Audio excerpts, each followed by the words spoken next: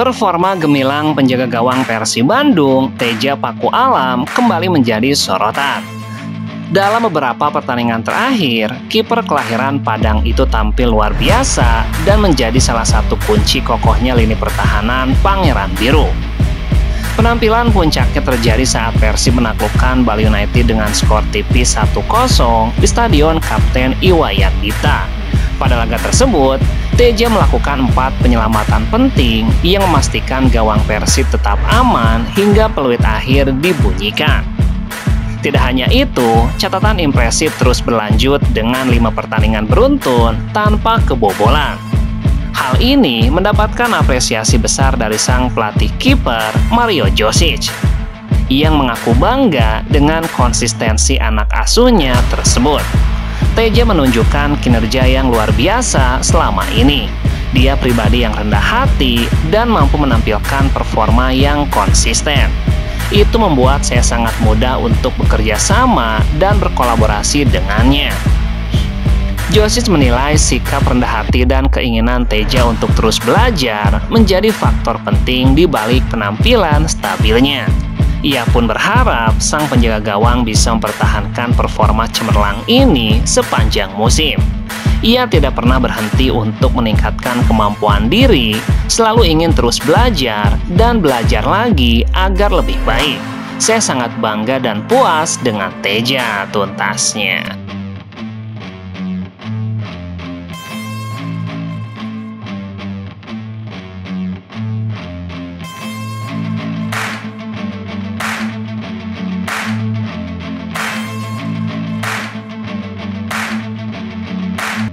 Pelatih Bali United, Johnny Jensen, menilai laga melawan Persib Bandung tidak seberat saat berhadapan dengan Persija Jakarta. Padahal kenyataannya Persib yang memenangkan pertarungan. Meski kalah dari Persib, Johnny justru menilai bahwa pertandingan melawan Persija pada pekan kelima merupakan ujian yang lebih sulit bagi Serdadu Tridatu. Saat itu Bali bermain di kandang Macan Kemayoran. Bali menahan imbang tim tuan rumah dengan skor 1-1. Sedangkan saat melawan Persib, gol yang berujung kekalahan ini terjadi setelah pemain Bali United mendapatkan kartu merah dan bermain dengan 10 pemain. Jensen mengatakan Persija lebih memberikan tekanan di lapangan ketimbang Persib. Kami sempat bermain imbang 1-1 saat melawan Persija. Pertandingan itu sangat sulit. Ada kualitas di sisi mereka dan ada tekanan yang sangat besar. Dia menambahkan pada saat melawan Persija khususnya di babak kedua, timnya benar-benar merasakan kesulitan. Tapi saat melawan Persib, saya pikir kami mampu mengendalikannya. Saya melihat tim kami dan berpikir kami sejatinya mengontrol jalannya pertandingan. Meskipun kalah, Johnny tetap merasa bangga dengan perkembangan tim asuhannya. Menurutnya, timnya telah menunjukkan progres signifikan, mampu bermain dengan seimbang melawan tim yang diisi pemain berkualitas seperti Persib. Ini adalah tujuan melawan tim besar, dan saya melihat apa yang kami tampilkan hari itu sudah cukup bagus dan seimbang. Kalau saja hasilnya bisa lebih baik, tuntasnya.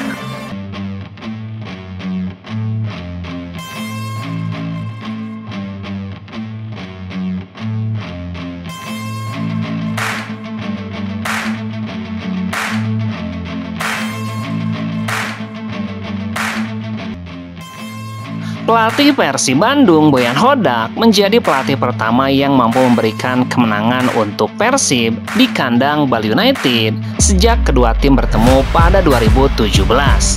Setelah Persisam Samarinda bertransformasi menjadi Bali United, Persib tidak mampu mengalahkan Serdadu Tridatu di Pulau Dewata. Tetapi fakta itu diubah oleh Boyan setelah memimpin Persib mengalahkan Bali United 0-1 pada pekan ke-11 di kandang mereka. Boyan mengatakan di awal kedatangannya, dia mendapatkan banyak informasi soal Persib dan berbagai mitos, termasuk kenyataan belum ada pelatih asing yang membawa Persib juara. Namun Boyan mematahkannya, bahkan ajaibnya dia membawa Persib juara di 2 musim pertamanya, mengendalikan tim yang pada awal 2024 sempat terseok-seok. Ketika saya datang, banyak yang berkata bahwa ada banyak kutukan di Persib, seperti tidak pernah ada pelatih asing yang membawa tim juara. Persib tidak pernah menjadi juara back-to-back dalam 2 tahun, bahkan Bali juga menjadi back-to-back dalam 3 tahun. Mereka juga berkata tim tidak bisa mengalahkan Bali United, jadi sekarang saya bisa mengalahkan Bali. Selalu ada semacam kutukan. Tapi menurut saya itu adalah hal yang sudah berlalu dan saya itu tidak pernah melihat ke belakang. Saya melihat ke depan, masa lalu tidak bisa diubah, tapi masa depan bisa dirubah. Setelah memberikan Persib kemenangan pertama di kandang Bali United, Boyan akan memimpin tim menghadapi Selangor FC di ajang ACL2 pada Kamis mendatang. Jika bisa membawa Persib menang, maka itu akan mempermudah Persib Bandung lolos ke fase berikutnya. Persib pun berpeluang melangkah lebih jauh di ACL2 tuntasnya.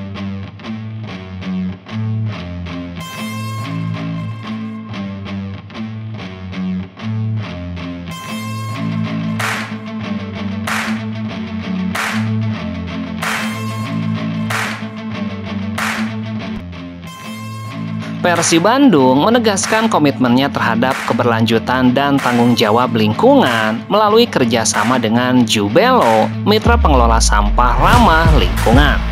Inisiatif ini menjadi bagian dari upaya klub untuk menghadirkan pertandingan yang tidak hanya aman dan nyaman bagi bobotoh, tetapi juga memberikan dampak positif bagi bumi.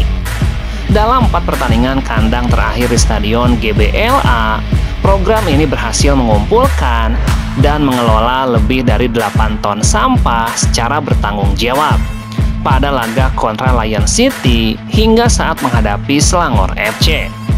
Sampah organik diolah menjadi pupuk kompos dan pakan magot. Sampah anorganik dikirim ke fasilitas daur ulang untuk dijadikan material yang bisa digunakan kembali. Sementara sampah residu dimusnahkan di fasilitas khusus sesuai prosedur lingkungan. Head of Komunikasi PT Persib Bandung, Adi Pratama, menegaskan langkah ini merupakan bagian dari visi Persib Bandung untuk menggunakan sepak bola sebagai medium perubahan positif. Sepak bola punya kekuatan besar untuk menginspirasi perubahan. Lewat langkah sederhana seperti pengelolaan sampah yang bertanggung jawab, kami ingin menunjukkan bahwa dukungan bobotoh di stadion bisa sejalan dengan kepedulian terhadap bumi. Bukan hanya bagi klub, tapi juga bagi lingkungan tuntasnya.